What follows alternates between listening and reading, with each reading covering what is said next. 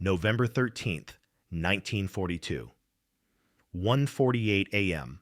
The waters off Guadalcanal. Captain Gilbert Hoover stands on the bridge of USS Helena as his radar operator's voice cuts through the darkness. Multiple contacts bearing 320, range 27,000 yards. Hoover's hand freezes on the compass housing. 27,000 yards. That's over 13 miles. In the pitch-black waters of what sailors already call Iron Bottom Sound, his radar has just found the enemy before any human eye could possibly see them. The Japanese force steaming toward them expects to own the night. They always have. The SC-2 radar scope shows 7 distinct contacts. Hoover knows what's coming. Japanese cruisers and destroyers, veterans of a dozen night engagements, masters of optical fire control, and the devastating long-lance torpedo. For 11 months, they've turned night battles into slaughterhouses for the U.S. Navy. At Savo Island 4 months ago, they sank 4 Allied cruisers in less than an hour. In the darkness, the Imperial Japanese Navy is unbeaten. Helena's 5-inch guns track silently to the coordinates the radar is feeding them. No searchlights, no star shells, no visual contact whatsoever, just numbers on a scope and bearing calculations flowing to gun directors that most of the Japanese Navy doesn't even know exist. What would happen in the next 8 minutes would overturn 3 years of Imperial Japanese Navy dominance in night surface combat. For the first time in the Pacific War, American ships would fire first, strike first, and kill first in total darkness. And the weapon that would win this battle wasn't courage or superior seamanship. It was technology the Japanese didn't believe existed. For 11 months, the Imperial Japanese Navy had owned the night. Since Pearl Harbor, Japanese cruisers and destroyers had demonstrated a terrifying mastery of nocturnal surface combat that American commanders couldn't match and could barely comprehend. The statistics told a brutal story. In every major night engagement of 1942, American losses exceeded Japanese losses by devastating margins.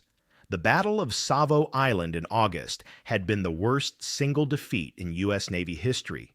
4 heavy cruisers, Astoria, Quincy, Vincennes, and the Australian Canberra, sent to the bottom in 32 minutes. Over 1,000 American and Australian sailors dead. The Japanese force escaped with minor damage to a single cruiser. American lookouts never saw the enemy until torpedoes were already in the water and Japanese searchlights snapped on to illuminate targets that were already doomed. The problem wasn't courage. American sailors fought with desperate ferocity. The problem was optical fire control in darkness against an enemy who had spent 2 decades perfecting night combat doctrine. Japanese destroyers carried the Type 93 Long Lance torpedo, a 24-inch oxygen-fueled weapon that could strike from 20 miles away with a 1,000-pound warhead. Japanese optical rangefinders were the finest in the world. Their crews trained endlessly in night exercises, learning to spot the faintest silhouette against a starlit horizon. Most critically, Japanese doctrine emphasized striking first in night engagements. Their formation tactics, communication procedures, and command philosophy all centered on one principle: identify the enemy before he identifies you, launch torpedoes while he's still trying to acquire targets, and illuminate him with searchlights only after your weapons are already committed. It was devastatingly effective. American doctrine had no answer. Pre-war training emphasized daylight gunnery. Night operations were considered defensive measures to avoid combat, not seek it. When forced into nocturnal surface actions, American commanders found themselves reacting to Japanese initiative, returning fire against searchlights that had already locked on, maneuvering to avoid torpedoes already running true. By November 1942, the waters off Guadalcanal had earned their name, Iron Bottom Sound. A dozen major American and Japanese warships lay on the seafloor, monuments to 6 months of savage fighting for a malarial island that neither side could afford to lose. But the pattern was consistent. The Japanese controlled the tactical initiative at night, and American ships paid for that advantage in blood. What the Imperial Japanese Navy's intelligence officers didn't know was that American cruisers had begun carrying a technological revolution into combat. The SG surface search radar, installed on USS Helena and a handful of other ships beginning in late summer 1942, could detect surface targets at ranges far beyond optical visibility. More importantly, the radar could track multiple contacts simultaneously and feed firing solutions directly to gun directors. Helena herself was a Brooklyn-class light cruiser, armed with 15 6-inch guns and 5 triple turrets. She displaced 10,000 tons, could make 33 knots, and carried a main battery designed for rapid fire against surface targets.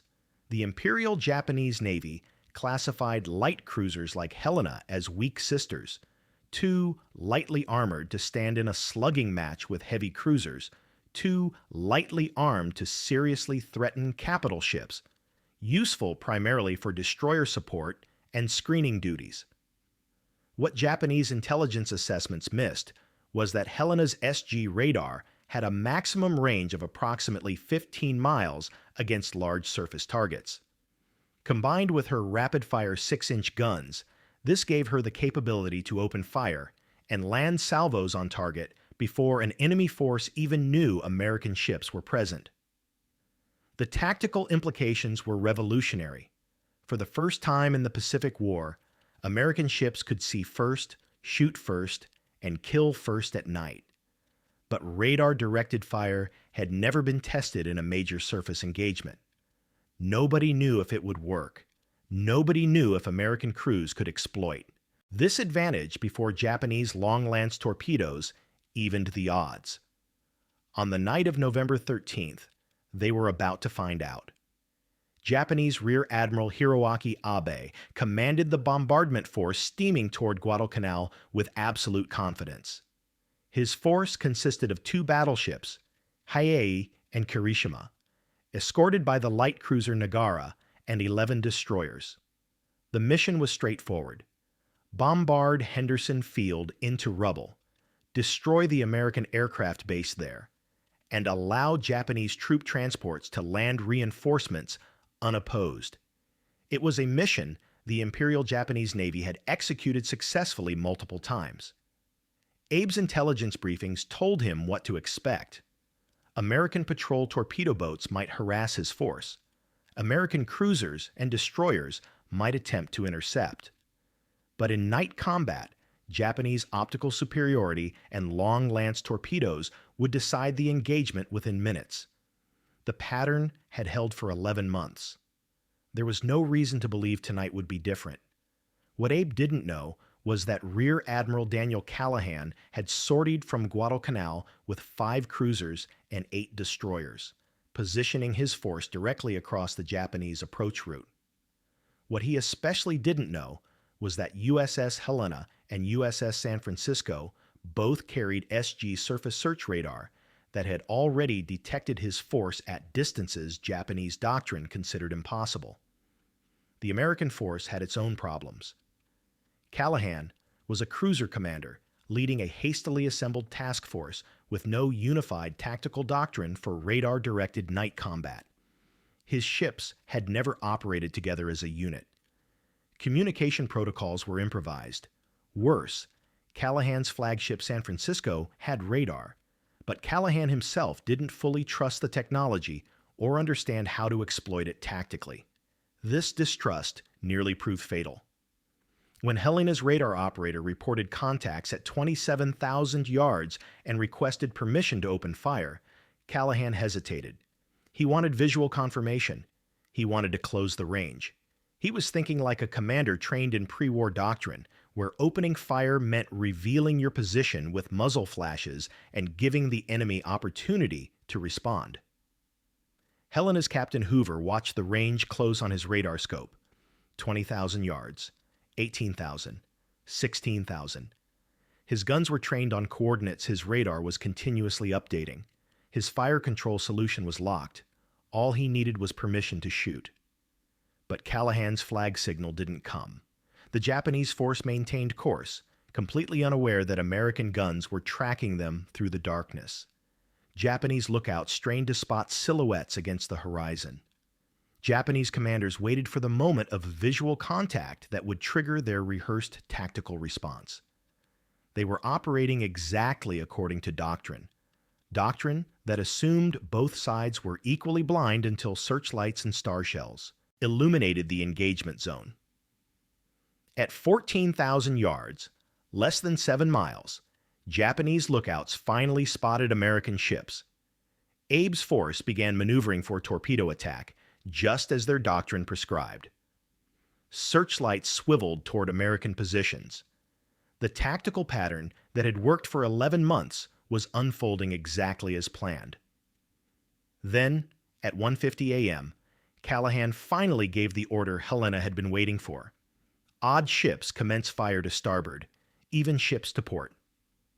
What happened next would demonstrate that technological advantage, exploited decisively, could overturn years of tactical dominance in a matter of minutes. Before we continue, I'd love to know where you're watching from and what you know about the naval battle of Guadalcanal. Drop a comment below and let me know if you'd heard about USS Helena's radar-directed fire before, and if you're enjoying these deep dives into World War II naval history, hit that subscribe button. These stories take serious research to get the details right, and knowing you're out there makes it all worthwhile. At 1:50 a.m., USS Helena opened fire. Her forward 6-inch turrets erupted in sequence, firing on radar coordinates alone. No visual contact, no searchlights, no optical rangefinder confirmation. Just bearing and range data flowing from the SG radar to the Mark 33 gun director to 15 6-inch guns that began hammering out shells at maximum rate. Helena could fire 10 rounds per minute from each gun. That meant 150 6-inch shells per minute were now screaming toward Japanese destroyers that had no idea they were under fire until the first salvos began landing. The target was the destroyer Akatsuki, 13,500 yards distant. Helena's radar had tracked her continuously for 9 minutes. Her fire control computers had calculated lead, range rate, and deflection. When the first salvo landed, it landed on target. Akatsuki's crew had perhaps 15 seconds to comprehend what was happening. Shells crashed into her superstructure and amidships. Her forward magazine detonated. Within 2 minutes of Helena opening fire, Akatsuki was a burning wreck, dead in the water, her back broken. She would sink within the hour. But Helena wasn't finished. Her fire control radar tracked to the next target, the destroyer Udachi. 15 6-inch guns shifted bearing and resumed firing. The rate of fire was devastating. Every 8 seconds, another full salvo. Udachi tried to maneuver, but Helena's radar tracked her turns and adjusted automatically. Shells walked across her deck, destroying gun mounts, severing communications, starting fires that quickly spread. Other American ships were firing now, but most were engaging visually, aiming at muzzle flashes and searchlights in the confused darkness. Helena alone was prosecuting targets with systematic, radar-directed precision. Her crew had drilled for this. They'd practiced blind firing exercises off Noumea. They knew their equipment. And now, for the first time in combat, they were demonstrating what radar-directed naval gunnery could do. The battle dissolved into chaos. Admiral Abe's carefully planned formation disintegrated under fire from multiple directions.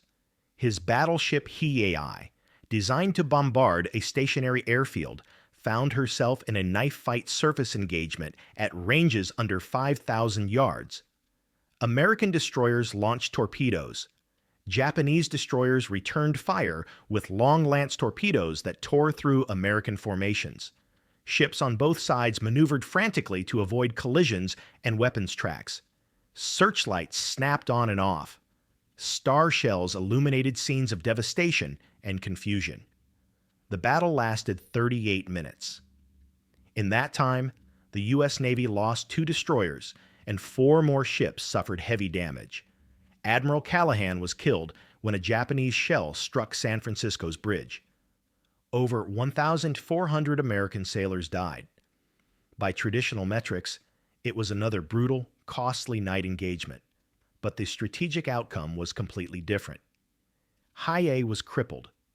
American radar-directed fire had scored multiple hits on her superstructure, destroying her fire control systems and steering gear. At dawn, she was still limping away from Guadalcanal, trying to reach the cover of Japanese air support. American aircraft from Henderson Field, the very airfield she'd been sent to destroy, found her at 7 a.m. For 6 hours, wave after wave of marine dive bombers and torpedo planes struck the battleship. Hiei absorbed dozens of bomb and torpedo hits. By 6:00 p.m., she was listing heavily, on fire from bow to stern, and her crew was abandoning ship. She sank that evening, the first Japanese battleship lost in the Pacific War. Udachi went down during the night battle itself, torn apart by concentrated gunfire. Akatsuki followed her to the bottom. The destroyer Amatsukaze was heavily damaged. Admiral Abe's bombardment mission was a complete failure. Not a single shell fell on Henderson Field. Japanese troop transports, scheduled to land at dawn under the protection of Hiei's guns, were recalled. The convoy that represented Japan's last major reinforcement attempt for Guadalcanal never delivered its troops. Helena emerged from the battle with minor damage. A single shell had struck her, causing casualties but not impairing her combat capability. More importantly, her crew had proven that radar-directed fire could work in the chaos of a night surface engagement. They'd fired over 1,000 6-inch shells, scoring hits on multiple targets, achieving what no American ship had managed in 1942, tactical surprise and first strike advantage in a night battle. The tactical revolution wasn't just about radar detection, it was about closing the decision cycle. Japanese doctrine relied on visual identification followed by rapid coordinated response. That sequence took time. Time to confirm targets, communicate coordinates, train guns, and fire. Helena's radar eliminated 3 of those 4 steps. By the time Japanese lookouts spotted American ships, Helena had already identified them, computed firing solutions, and opened fire.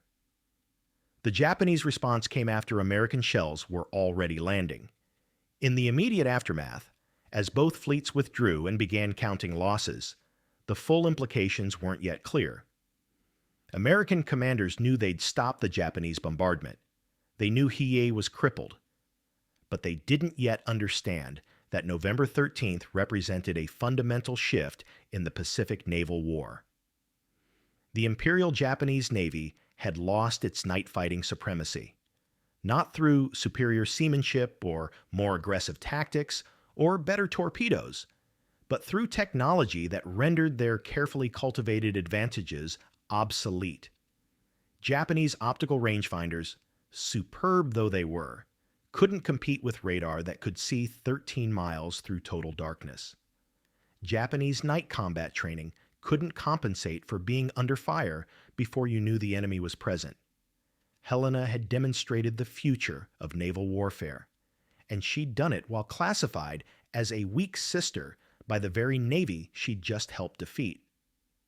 The cruiser Japanese intelligence had dismissed as a screening vessel had struck the opening blow in a battle that would cost Japan a battleship and abort their last major offensive at Guadalcanal. The night no longer belonged to the Imperial Japanese Navy. It belonged to whoever could see farthest through the darkness, and American radar could see very far indeed. Within 48 hours of the battle, American naval intelligence began analyzing Helena's performance with intense interest. The raw numbers were remarkable.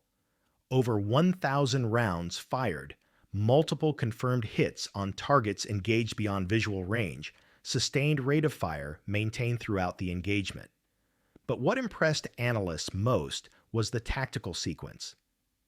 Helena had opened fire first, struck first, and controlled the tempo of the initial engagement through radar advantage alone.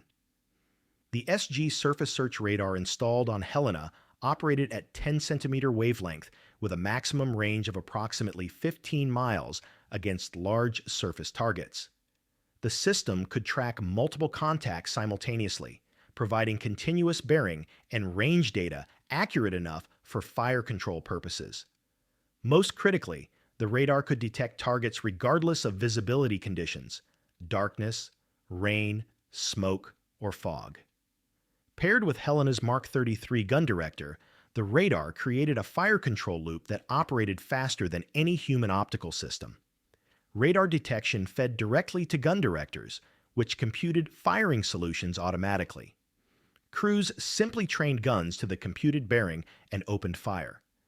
The entire sequence from detection to shells on target could occur in under 2 minutes against a contact at maximum radar range. Commander Rodman Smith, Helena's executive officer, provided detailed after-action reports that revealed how the system had performed under combat conditions. The radar had maintained solid contact throughout the engagement, despite the confusion of multiple maneuvering ships. Fire control solutions had remained accurate even when targets turned sharply.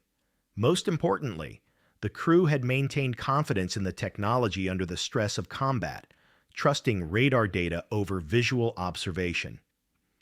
This last point was crucial. American naval culture had emphasized visual navigation and fire control for generations. Trusting invisible electronic signals over what your eyes could see required a fundamental shift in operational thinking. Helena's crew had made that shift, and it had paid decisive dividends. Pacific Fleet Headquarters began distributing tactical bulletins based on Helena's experience. The key lesson: ships equipped with SG radar and appropriate fire control integration could achieve first strike capability in night engagements, provided commanders were willing to open fire on radar contact alone. This meant abandoning the doctrine of visual confirmation before committing to combat. It meant trusting electronics over human observation. It meant accepting that the side with better sensors, not better eyes, would control night battles. The implications cascaded through American naval doctrine. Surface action groups began reorganizing to place radar-equipped ships in tactical command positions. Communication protocols changed to emphasize radar contact reports over visual sightings. Training emphasized radar interpretation and electronic fire control. Most significantly, the Navy accelerated installation of SG radar across the fleet. Every cruiser and large destroyer would receive the equipment as quickly as production could supply it. The Japanese response, when it came, was telling. Post-war interrogations revealed that Japanese naval intelligence didn't fully understand what had happened at Guadalcanal until mid-1943, after multiple additional engagements had demonstrated American radar advantage. Japanese radar development lagged American efforts by approximately 2 years, and even when Japanese ships began receiving their own radar sets, integration with fire control systems remained primitive. More fundamentally, Japanese naval doctrine struggled to adapt.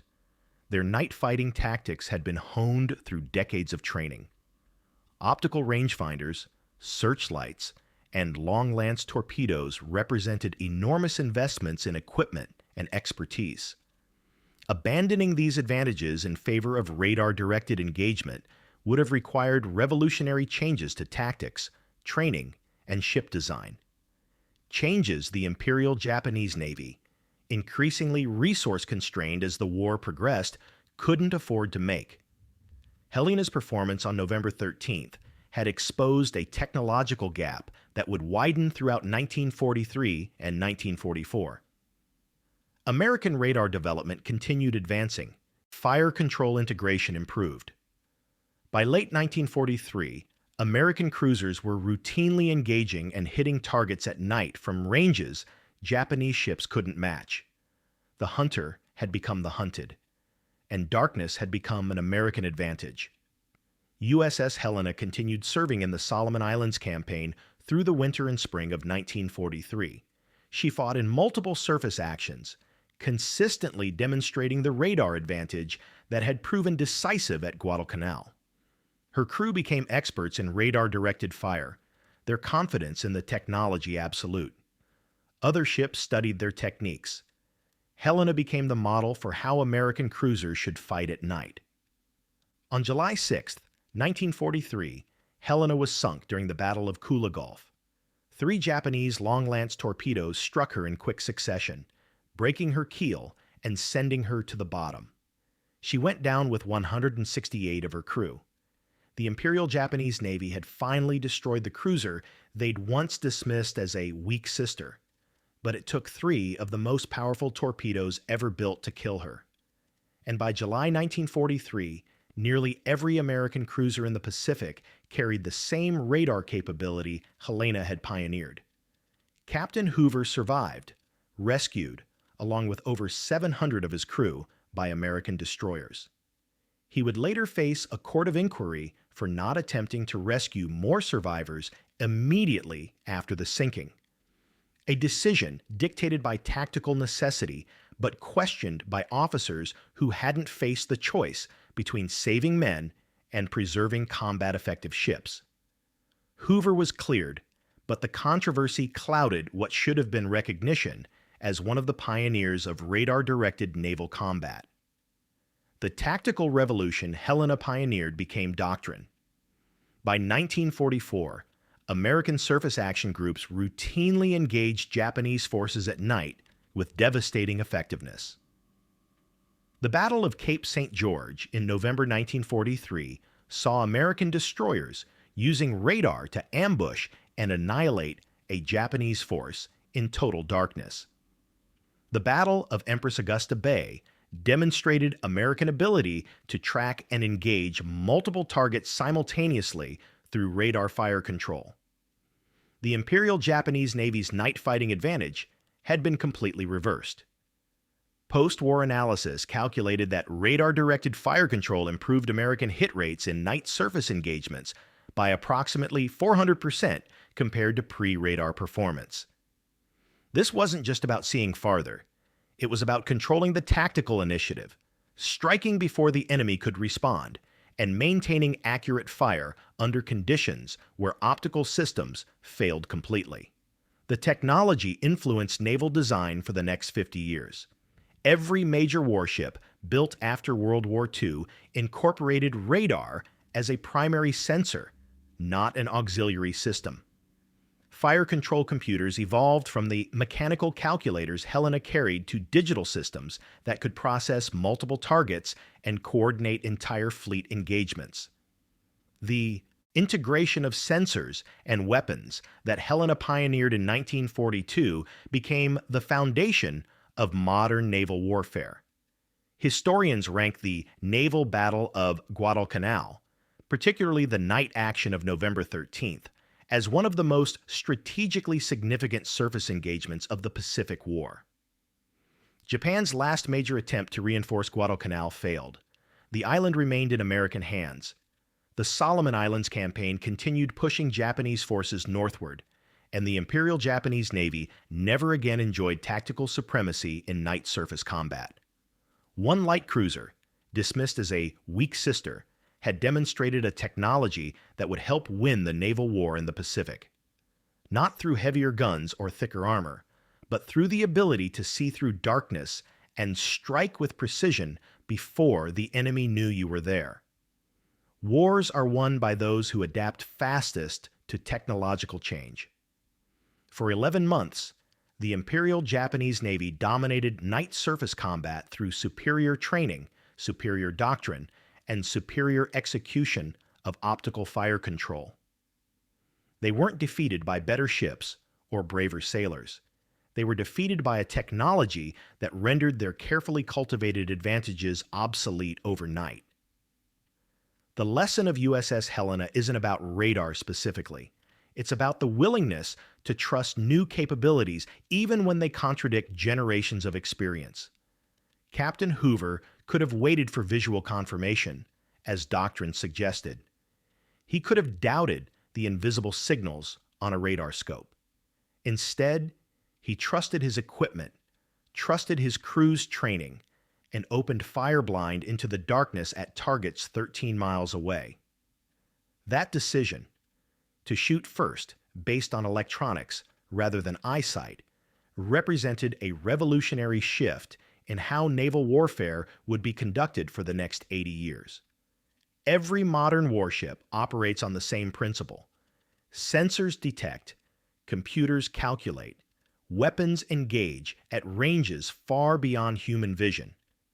The integration of technology and tactics that Helena pioneered in 1942 became the foundation of naval combat through the missile age and into the present. November 13th, 1942. One radar contact at 27,000 yards, one captain willing to trust new technology, one light cruiser firing blind into the darkness, and one devastating demonstration that the side with better sensors wins, regardless of who trained longer or fought harder. Superior technology doesn't guarantee victory, but superior technology, exploited decisively, changes who owns the night.